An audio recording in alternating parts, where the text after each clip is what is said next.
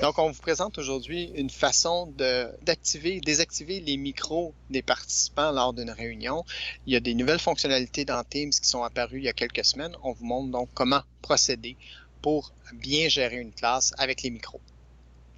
On est dans une réunion présentement. J'ai mes deux participants, mes collègues présentement, qui ont leur micro ouvert. Vous pouvez parler. Donc, Marie-Claude, on t'entend bien, Marie-Claude? Oui, bonjour. Oui, Chloé, on t'entend bien aussi? Oui.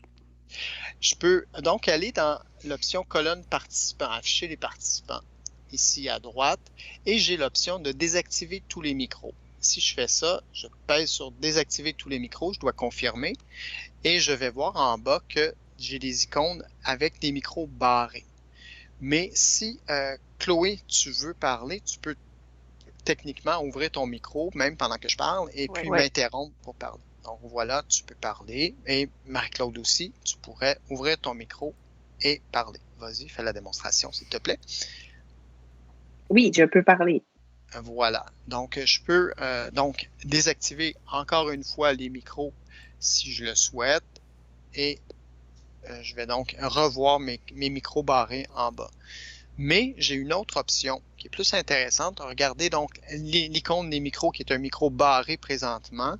Mais si je vais dans toujours ma colonne participants, dans les trois petits points en haut, j'ai l'option de ne pas autoriser les participants à activer le son.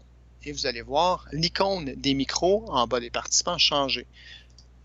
Et voilà, je dois le confirmer cette nouvelle fonction. Et voilà, maintenant, on a une interdiction de micro. Il y a le micro avec un petit cercle, avec une barre dans le cercle, qui fait en sorte que si Chloé essaie d'activer son micro et de parler, elle ne sera pas capable d'activer ce micro. Marie-Claude fera la même chose. Elle n'est pas capable. En faisant signe de la tête, en faisant non de la tête, elle va voir qu'elle ne peut pas, effectivement. Si par contre, une des deux lève la main, voici, Chloé vient de lever la main. Là, maintenant, je peux autoriser dans la colonne participants à permettre de rétablir le son de Chloé. Et là, Chloé va aller activer... J'ai été plus vite que toi. Donc, j'ai donné la permission à Chloé de réactiver son son.